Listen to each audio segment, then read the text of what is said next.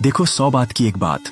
आप इस वीडियो पर किसी ना किसी मकसद से क्लिक किए होंगे, तो मेरा बताना यह फर्ज बनता है कि आपकी उम्र कितनी भी हो, आप अभी चाहे जिस पद पर हो, आप चाहे एक 17 साल के लड़के हों या एक 55 साल के बूढ़े अंकल, आज की यह वीडियो आप सभी को एक बहुत ही डीप और बहुत ही अंडरग्राउंड वाला लेसन देकर जाएगी। हो सकता है आप थोड़ा समझ ना पाए, मगर अगर आप अच्छे से इस ऑडियो बुक समरी को सुनते हो तो मैं आपसे वादा करता हूं, आप इस वीडियो को बिना शेयर किए रह ही नहीं पाओगे। मैं आपको इस तरह से सस्पेंस भरे शब्दों का इस्तेमाल करके आपको रोक रहा हूं। इसका मतलब वीडियो में कुछ तो जरूर है जो आपकी जिंदगी में कहीं ना कहीं वैल्यू जरूर ऐड करेगा। मैं आपको बता दूं कि इस वीडियो में मैं एक ऐसी बुक को एक्सप्लेन करने वाला हूं जिसमें हमारे रोजमर्रा जिंदगी की आसपास के लोगों की बातों से ही उनकी नीयत का अंदाजा आप लगा सकते हो।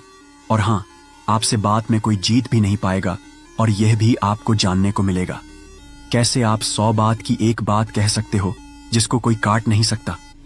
तो वीडियो थोड़ा सा स्टार्टिंग में बोरिंग लग सकती है, मगर अगर आप अंदर तक यानी लास्ट तक बने रहे तो आपको खुद सब साफ साफ समझ आ जाएगा। स्वागत है एक और माइंड ब्लोइंग वीडियो में, जहां हम तुम्हारे दिमाग को और बड़ा करने वाले हैं। आज हम बात करेंगे एक ऐसी किताब की जो तुम्हारी हर बातचीत, हर रिश्ते को नए सिरे से देखने पर मजबूर कर देगी। कभी ऐसा हुआ है कि तुम किसी से बात कर रहे हो और बात खत्म होने के बाद तुम सोच में पड़ जाते हो, अरे ये क्या था। जैसे कोई दोस्त कुछ कहता है और तुम्हें लगता है कि कहीं ना कहीं कुछ गड़बड़ है, पर समझ नहीं आता। या फिर तुम्हारे परिवार में कोई बार बार वही ड्रामा करता है और तुम उलझन में रहते हो। तो तैयार हो जाओ, क्योंकि games people play by Eric Berne वो सारे राज खोलेगी जो हम सब अनजाने में खेलते हैं। मनोवैज्ञानिक खेल। सोचो, तुम ऑफिस में हो और तुम्हारा सहकर्मी कुछ ऐसा बोलता है कि तुम्हें गुस्सा आ जाए, पर तुम समझ नहीं पाते क्यों। या तुम्हारा बॉस बार बार वादा करता है कि तुम्हें प्रमोशन मिलेगा, पर वो बस बातें बनाता है। क्या ये सब संयोग है या इसके पीछे कोई छिपा हुआ खेल चल रहा है? आज के इस वीडियो में हम इस किताब को एक एक पन्ने की तरह खोलेंगे और हाँ, अंत में एक ऐसा राज खुलने वाला है जो तुम्हारी जिंदगी को, तुम्हारे रिश्तों को और यहां तक कि खुद से तुम्हारी बातचीत को हमेशा के लिए बदल देगा। तो अगर तुम्हें ऐसी जिंदगी बदलने वाली बातें पसंद हैं तो अभी सब्सक्राइब कर लो और चलो इस धमाकेदार जर्नी को शुरू करते हैं। तो गेम्स पीपल प्ले है क्या? ये एक मनोविज्ञान की किताब है जो बताती है कि हम अपने रिश्तों में अनजाने में खेल खेलते हैं। ये खेल ध्यान पाने, कंट्रोल करने या सच्चे रिश्तों से बचने के लिए होते हैं, लेकिन एक ऐसा खेल है जो शायद तुम अभी खेल रहे हो। क्या है वो? देखते रहो।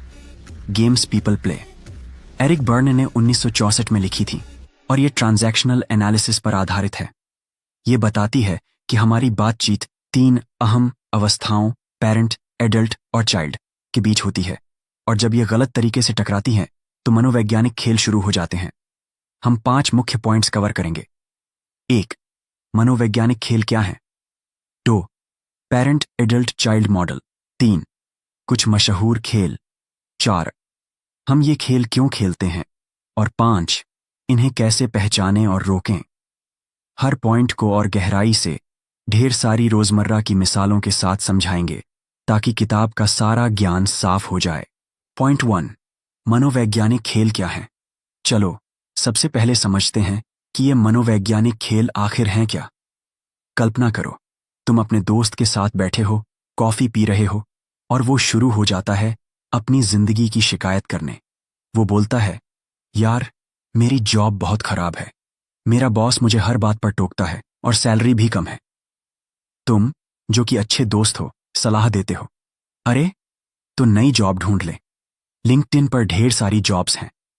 वो जवाब देता है, हाँ लेकिन अभी मार्केट में जॉब्स मिलना मुश्किल है। तुम दूसरा सुझाव देते हो, ठीक है तो कोई ऑनलाइन कोर्स कर ले, अपनी स्किल्स बढ़ा। वो फिर बोलता है, हाँ लेकिन वो कोर्स बहुत महंगे हैं, मेरे पास इतने पैसे नहीं।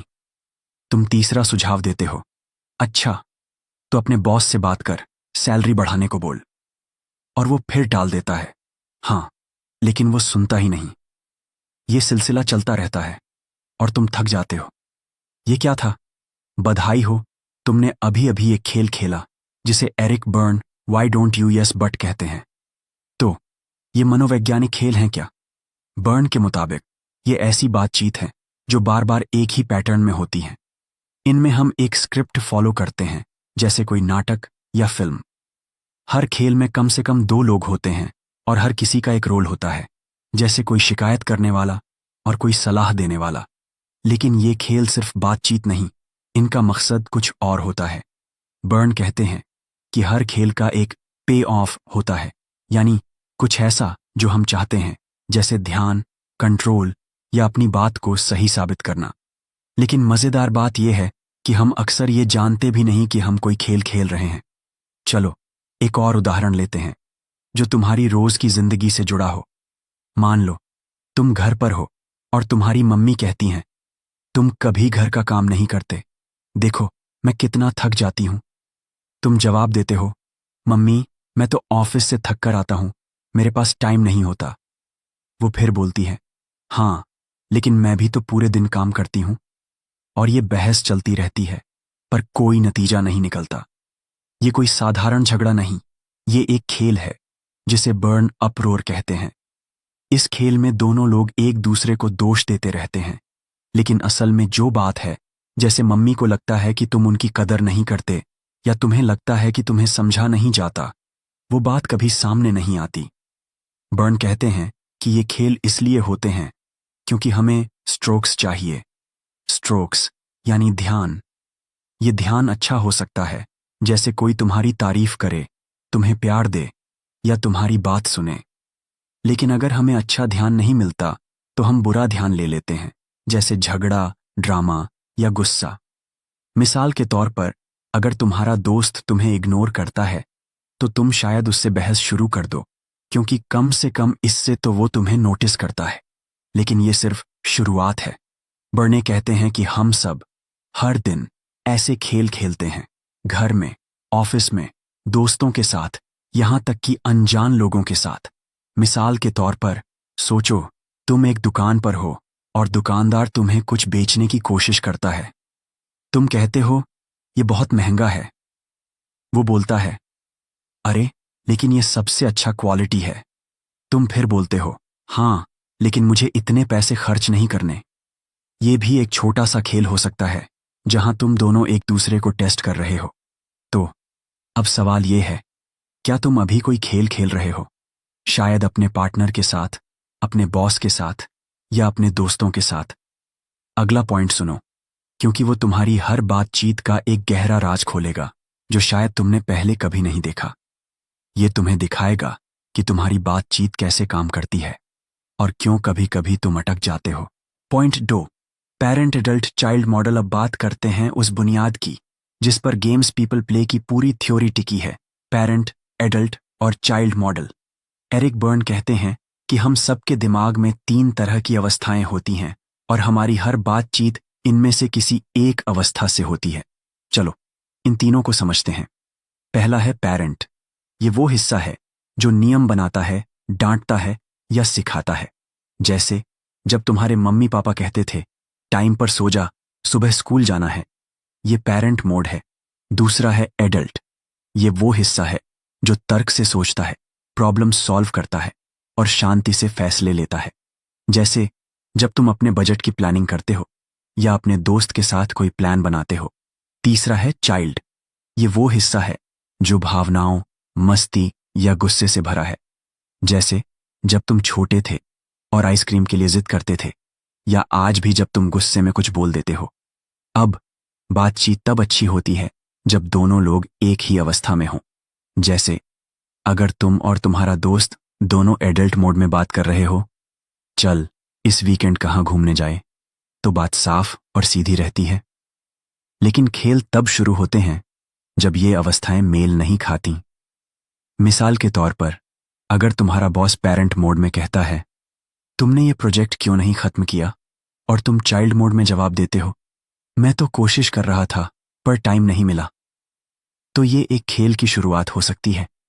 लेकिन अगर तुम एडल्ट मोड में जवाब देते हो, मैं इसे कल तक पूरा कर दूंगा, क्या ये ठीक है, तो खेल शुरू होने से रुक सकता है। चलो एक और मिसाल लेते हैं जो तुम्हारी रोज की जिंदगी से जुड़ी हो। मान लो तुम अपने पार्टनर के साथ बात कर रहे हो। तुम कहते हो, तुम मुझसे आजकल बात ही नहीं करते। ये चाइल्ड मोड है। तुम्हें शायद दुख या गुस्सा है। अगर तुम्हारा पार्टनर भी चाइल्ड मोड में जवाब देता है, मैं तो हमेशा बात करता हूं, तुम ही सुनते नहीं, तो ये एक खेल बन सकता है, जैसे अप्रोर। लेकिन अगर वो एडल्ट मोड में जवाब देता है, सॉरी मैं बिजी था, चलो अब बैठकर बात करते हैं, तो खेल टल सकता है। इस मॉडल का मजा ये है कि ये हमें दिखाता है कि हमारी बातचीत क्यों अटकती है। मिसाल के तौर पर, अगर तुम्हारा दोस्त हमेशा शिकायत करता है, मेरी गर्लफ्रेंड मुझे समझती नहीं, और तुम पेरेंट मोड में सलाह देने लगते हो, तो उसे समझा, ऐसा कर, तो वो शायद तुम्हारी सलाह मानेगा ही नहीं। क्यों? क्योंकि वो सलाह नहीं, बस ध्यान चाहता है। वो चाइल्ड मोड में है। तो अब सवाल ये है, क्या तुम अपनी जिंदगी में इन अवस्थाओं को देख सकते हो?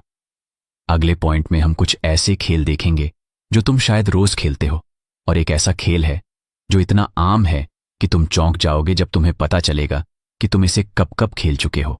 पॉइंट 3, कुछ मशहूर खेल। अब बात करते हैं कुछ मशहूर खेलों की जो एरिक बर्न ने इस किताब में बताए हैं। ये खेल हमारी रोज की जिंदगी में हर जगह दिखते हैं, घर में, ऑफिस में, दोस्तों के साथ।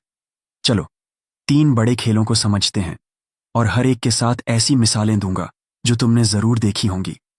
पहला खेल है why don't you yes but. ये वो खेल है जिसमें कोई शिकायत करता है, तुम सलाह देते हो, और वो हर बार हाँ लेकिन कहकर टाल देता है। मिसाल के तौर पर, तुम्हारा भाई कहता है, यार कॉलेज की पढ़ाई बहुत मुश्किल है, मुझे कुछ समझ नहीं आता। तुम बोलते हो, तो यूट्यूब पर ट्यूटोरियल देख ले, वहां ढेर सारे वीडियो हैं। वो जवाब देता है, हाँ लेकिन मेरे पास टाइम नहीं है। तुम दूसरा सुझाव देते हो, ठीक है तो अपने प्रोफेसर से मिल ले, वो समझाएंगे।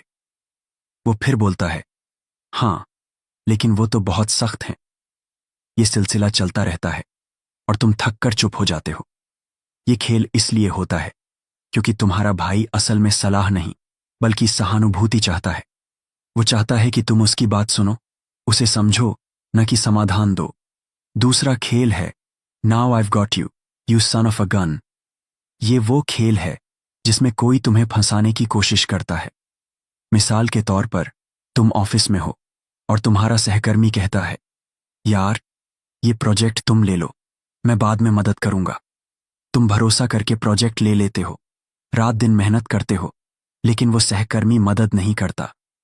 जब डेडलाइन आती है और प्रोजेक्ट में कुछ गड़बड़ होती है तो बॉस तुम्हें डांटता है। तुम्हारा सहकर्मी चुपके से कहता है, अरे मैंने तो तुझसे कहा था कि मैं मदद करूंगा, तूने क्यों नहीं याद दिलाया। ये खेल इसलिए होता है क्योंकि वो चाहता है कि तुम दोषी दिखो और वो जिम्मेदारी से बच जाए। तीसरा खेल है look how hard I tried. ये तब होता है जब कोई दिखाता है कि उसने बहुत कोशिश की, पर असल में वो जिम्मेदारी से भाग रहा है। मिसाल के तौर पर, तुम्हारा दोस्त कहता है, यार मैंने तुम्हें पार्टी में बुलाने की बहुत कोशिश की, पर तुम्हारा फोन बंद था।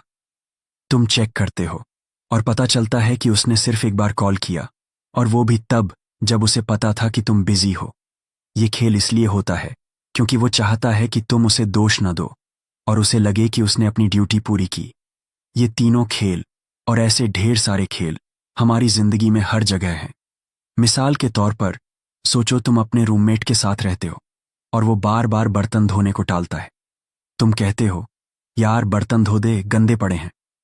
वो बोलता है, हाँ मैं तो धोने वाला था पर मुझे काम याद आ गया। ये भी एक खेल हो सकता है जिसमें वो जिम्मेदारी से बच रहा है। लेकिन अब बड़ा सवाल ये है, हम ये खेल क्यों खेलते हैं, भले ही ये हमें और दूसरों को नुकसान पहुंचाए। अगला पॉइंट इसका जवाब देगा और ये तुम्हें अपनी जिंदगी को और गहराई से समझने में मदद करेगा। तैयार हो, क्योंकि ये और भी दिलचस्प होने वाला है। पॉइंट 4, हम ये खेल क्यों खेलते हैं। अब आते हैं उस सवाल पर जो शायद तुम्हारे दिमाग में बार बार आ रहा है, हम ये खेल क्यों खेलते हैं। एरिक बर्न कहते हैं कि इन खेलों का मकसद है स्ट्रोक्स पाना, यानी ध्यान। लेकिन ये सिर्फ सतह की बात है। असल में ये खेल एक ढाल है जो हमें सच्चे गहरे रिश्तों से बचाते हैं। सोचो, अगर तुम अपने पार्टनर से कहते हो, तुम मुझसे आजकल बात ही नहीं करते, और वो जवाब देता है, मैं तो हमेशा बात करता हूं, तुम ही सुनते नहीं। तो ये एक खेल हो सकता है। असल में तुम दोनों शायद ये कहना चाहते हो, मुझे तुम्हारी जरूरत है या मुझे तुमसे प्यार चाहिए, लेकिन डरते हो कि ये कहने से तुम कमजोर दिखोगे। ये खेल बचपन से शुरू होते हैं। जब हम छोटे थे तो हमें सिखाया गया कि ध्यान कैसे पाना है। मिसाल के तौर पर, अगर तुम्हें तारीफ या प्यार नहीं मिलता था तो शायद तुम रोते थे, गुस्सा करते थे या जिद करते थे, क्योंकि कम से कम इससे तो मम्मी पापा का ध्यान मिलता था। बड़ों में भी यही होता है। अगर हमें प्यार, सम्मान या समझ नहीं मिलती तो हम झगड़े, ड्रामे या शिकायतों से ध्यान ले लेते हैं। चलो एक और मिसाल लेते हैं। मान लो तुम अपने दोस्त के साथ हो और वो बार बार अपनी गर्लफ्रेंड की शिकायत करता है। तुम सोचते हो कि वो तुमसे सलाह चाहता है, लेकिन असल में वो बस तुम्हारा ध्यान चाहता है। वो चाहता है कि तुम उसकी बात सुनो, उसे समझो, न कि कोई समाधान दो। अगर तुम सलाह देना शुरू करते हो तो वो शायद why don't you yes but खेल शुरू कर देगा। बर्न कहते हैं कि ये खेल इसलिए भी होते हैं क्योंकि सच्चाई से निपटना मुश्किल है। सच्चाई यानी अपनी भावनाएं खुलकर बताना, कमजोर दिखना या ये स्वीकार करना कि हमें किसी की जरूरत है। खेल खेलना आसान है क्योंकि ये हमें उस डर से बचाता है। लेकिन अगले पॉइंट में हम जानेंगे कि इन खेलों को कैसे पहचाना जाए और कैसे रोका जाए, और ये वो हिस्सा है जो तुम्हारी जिंदगी को सचमुच बदल सकता है। पॉइंट 5, खेलों को कैसे पहचानें और रोकें। अब आता है वो हिस्सा जो गेम्स पीपल प्ले को इतना खास बनाता है। इन खेलों को कैसे पहचानें और रोकें। सबसे पहले अपनी बातचीत पर ध्यान दो। अगर तुम बार बार एक ही तरह का झगड़ा कर रहे हो या कोई बातचीत तुम्हें अटपटी लग रही है तो रुक कर सोचो, क्या ये एक खेल है? मिसाल के तौर पर, अगर तुम्हारा रूममेट बार बार बर्तन धोने को टालता है और तुम हर बार उससे बहस करते हो तो ये एक खेल हो सकता है, जैसे अप्रोर। दूसरा, अपनी अवस्था चेक करो। क्या तुम पेरेंट मोड में डांट रहे हो, चाइल्ड मोड में गुस्सा दिखा रहे हो या एडल्ट मोड में शांति से बात कर रहे हो? अगर तुम चाइल्ड या पेरेंट मोड में हो तो रुक जाओ और एडल्ट मोड में आ जाओ। मिसाल के तौर पर, अगर तुम्हारा दोस्त तुम्हें गिल्ट ट्रिप करता है, तुमने मुझे पिछले हफ्ते कॉल क्यों नहीं किया, तो चाइल्ड मोड में जवाब देने की जगह, जैसे मैं बिजी था, तू भी तो कॉल कर सकता था। तुम एडल्ट मोड में जवाब दे सकते हो, सॉरी मैं बिजी था, लेकिन अब बात करते हैं, तुझे क्या चाहिए। ये साफ, ईमानदार बातचीत खेल को तोड़ देती है। तीसरा, दूसरों के खेलों को पहचानो। अगर तुम्हारा बॉस बार बार तुम्हें फंसाने की कोशिश करता है, जैसे नाउ आईव गॉट यू खेल में, तो उसका पैटर्न देखो। अगली बार जब वो तुम्हें कोई जिम्मेदारी दे और बाद में दोष दे तो शांति से कहो, चलो पहले ये साफ कर लें कि इस प्रोजेक्ट में मेरी और आपकी जिम्मेदारी क्या है। ये खेल को शुरू होने से रोक देता है। चलो एक आखिरी मिसाल लेते हैं। मान लो तुम अपने मम्मी पापा के साथ बात कर रहे हो और वो कहते हैं, तुम कभी समय नहीं निकालते हमारे लिए। तुम चाइल्ड मोड में जवाब दे सकते हो, मैं तो हमेशा बिजी रहता हूं। लेकिन अगर तुम एडल्ट मोड में जवाब देते हो, मम्मी मैं कोशिश करूंगा कि हर हफ्ते कुछ समय निकालूं, क्या ये ठीक है, तो ये खेल को तोड़ देता है। लेकिन अब तैयार हो जाओ, क्योंकि अब वो सबसे बड़ा राज खुलने वाला है जो तुम्हारी जिंदगी को, तुम्हारे रिश्तों को और तुम्हारी सोच को हमेशा के लिए बदल देगा। सो गेम्स पीपल प्ले का सबसे बड़ा राज क्या है? ये कि हम ये खेल इसलिए नहीं खेलते क्योंकि हम बुरे हैं, बल्कि इसलिए क्योंकि हम सच्चे, गहरे रिश्तों से डरते हैं। हर खेल एक ढाल है जो हमें अपनी असल भावनाएं दिखाने से रोकता है।